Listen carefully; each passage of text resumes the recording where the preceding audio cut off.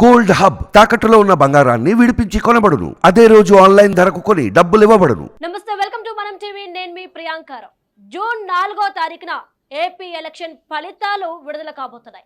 అయితే ఈ ఫలితాలు విడుదలైన వెంటనే వంగకేత జనసేన పార్టీలోకి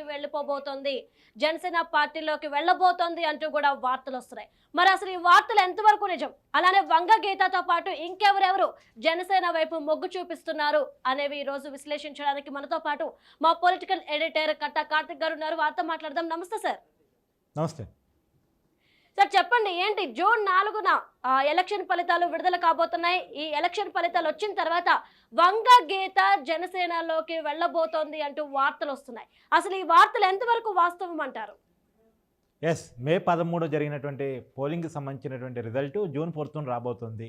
ఏపీలో ఎవరు అధికారంలో రాబోతున్నారు, ఎవరి భవిష్యత్తు ఎలా ఉండబోతుంది, ప్రజలు ఏం కోరుకుంటున్నారు అన్నది జూన్ 4న తెలవబోతోంది.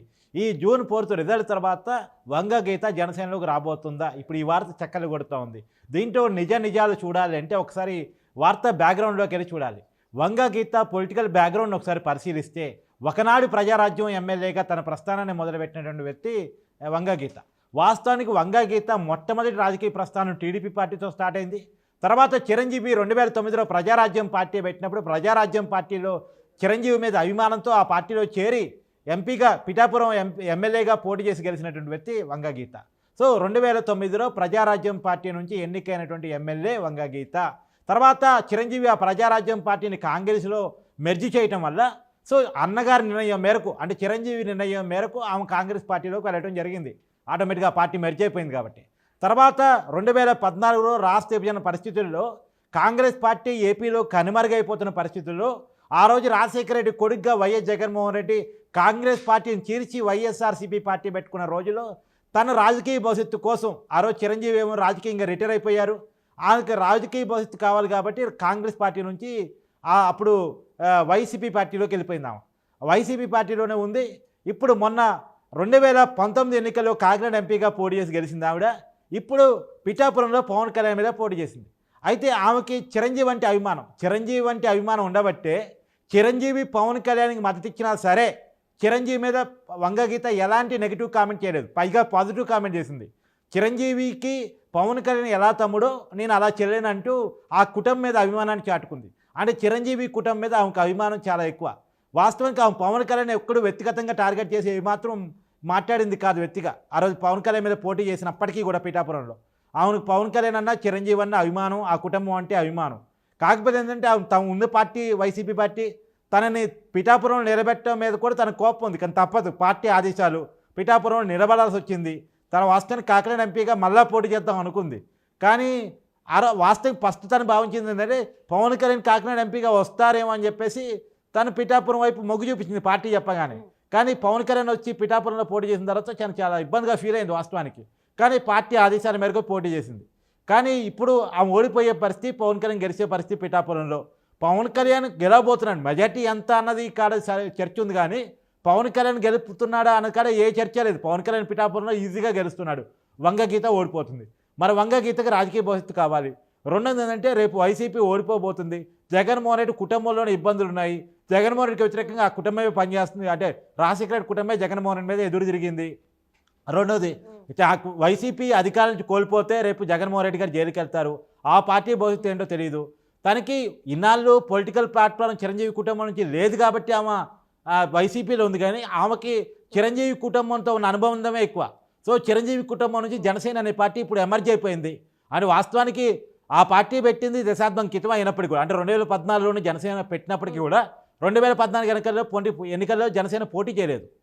2019 ఎన్నికల్లో విడిగా పోటీ చేసిన ప్రభావం చూపలేదు. కాబట్టి ఆ పార్టీలో పోవడానికి భయపడింది వంగగీత. కానీ ఇప్పుడు పవన్ కళ్యాణ్ కూడా ఎన్నికల్లో పోటీ చేసి గెలుస్తున్నాడు, అసెంబ్లీకి పోతున్నాడు. ఆ పార్టీ తరఫున ఆ పార్టీ పోటీ చేసినటువంటి 21 ఎమ్మెల్యే స్థానాల్లో దాదాపు 15కు పైగా ఎమ్మెల్యే స్థానాలు జనసేన గెలవబోతుంది. దాదాపు 17 స్థానాలు గెలవచ్చు అని సర్వేలు చెప్తున్న పరిస్థితుల్లో తనకి జనసేన నుంచి పొలిటికల్. కార్తిక్ గారు, మరి వంగగీత అయితే జనసేనలోకి వెళ్ళాలనుకోవడం పక్కన పెడితే మరి వంగగీతని పవన్ కళ్యాణ్ ఈ ఆహ్వానాన్ని యాక్సెప్ట్ చేస్తాడా లేదా? వేరే పార్టీ నుంచి వచ్చే నాయకుడిని పవన్ కళ్యాణ్ ఆహ్వానిస్తాడా లేదా అనేది ఒకసారి చూడాల్సి ఉంది. ఎందుకు అంటే కొత్త రాజకీయ విధానంతో జనసేన పెట్టుకున్నాడు. కానీ జనసేన అంతిమంగా పవన్ కళ్యాణ్ కోరుకునేది అంటే తన అధికారం రావాలి, తన ముఖ్యమంత్రి కావాలి, జనసేన పార్టీని అధికారం తీసుకురావాలి. ఎన్నాళ్ళు ఉంటాడు కూటమిలో చెప్పండి? ఎన్నాళ్ళు టీడీపీతో పొత్తులో ఉంటాడు? తనగా ఎమర్జీ కావాలని ఏ నాయకుడైనా భావిస్తాడు కదా. సో పవన్ కళ్యాణ్ తన ముఖ్యమంత్రి కావడం కోసం, జనసేన అధికారం తీసుకురావడం కోసం తన భావాజాలంతో ఎమర్జీ అయ్యి ఏ ఒక్కనైనా ఆహ్వానిస్తాడు. రెండోది, వంగా గీత మీద ఎలాంటి ఆరోపణలు లేవు. వంగా గీత చిరంజీవి కుటుంబంతో అనుబంధం ఉంది. పైగా ఈ మధ్య జనసేన అధికార ప్రతినిధులకి జనసేన పార్టీ ఒక క్లియర్ కట్ లైన్ కూడా ఇచ్చిందంట. వంగా గీతను పర్సనల్గా ఏం తిట్టొద్దు, ఆ పార్టీని డిఫెండ్ చేసుకునే క్రమంలో వైసీపీ పార్టీ మీద విమర్శలు చేసే క్రమంలో మాట్లాడడం తప్ప, జనరలైజర్గా మాట్లాడడం తప్ప వంగా గీతను ఎలాంటి పొలిటికల్ టార్గెట్ చేయొద్దు ఆ పార్టీ అధికార ప్రతినిధులకి జనసేన పార్టీ చెప్పింది. సో జనసేనలోకి వంగా గీత రావడం కన్ఫామ్ అని దీన్ని బట్టి మనకు అర్థమవుతుంది. ఒక వంగా గీత మాత్రమే కాదు, బొత్స సత్యనారాయణ రాబోతున్నాడని సమాచారం, తర్వాత పేర్ని కిట్టి రాబోతున్నాడని సమాచారం. మీరు అనొచ్చు వీరందరినీ మరి జనసేన తీసుకుంటుందా, పవన్ కళ్యాణ్ పార్టీలో తీసుకుంటాడా అంటే తప్పదు, తీసుకుంటాడు. ఇవాళ బాలసౌరం తీసుకోలేదా, పంచకర్ల రమేష్ బాబుని తీసుకోలేదా? ఏదంటే నాయకులు స్ట్రెంత్ అవసరం, ఆ పార్టీ అధికారం రావాలంటే జిల్లాకు పెద్ద నాయకుడు అవసరం. సో నాయకులు ఎమర్జెన్సీ కోసం కొద్దిగా జనాన్ని నడిపించగల నాయకులు ఎవరు వచ్చినా సరే, ఆరోపణ లేని నాయకులు ఎవరు వచ్చినా సరే ఆ పార్టీ తీసుకోవడానికి రెడీగానే ఉంది. కాబట్టి అయితే కార్తీక్ గారు మరొక విషయం ఏంటంటే, వంగ గీతతో పాటు మరో 30 మంది వైఎస్ఆర్సీపీకి సంబంధించిన ఎంపీలు అలానే ఎమ్మెల్యేలు కూడా వెళ్ళబోతున్నారు, జనసేన వైపు క్యూ కట్టారు అనే వార్తలు కూడా వస్తున్నాయి. మరి ఇది ఎంతవరకు వాస్తవం అంటారు? అంటే ఒక్కసారి అధికారం నుంచి పోతే రాజకీయాలు ఎట్లా ఉంటాయి అంటానికి తెలంగాణ రాజకీయాల్లో బీఆర్ఎస్ పరిస్థితి చూస్తే అర్థమవుతుంది. ఆ 10 సంవత్సరాల అధికారంలో ఉంది, 6 నెలలు కాలేదు, ఇంకా కేసీఆర్ కేటీఆర్ ఎవరు జైలుకు కూడా పోలేదు, వాళ్ళు బాగానే ఉన్నారు. ఒక్క కవితో మాత్రం ఆలస్య జైలు తిహార్ జైలు గడుపుతుంది.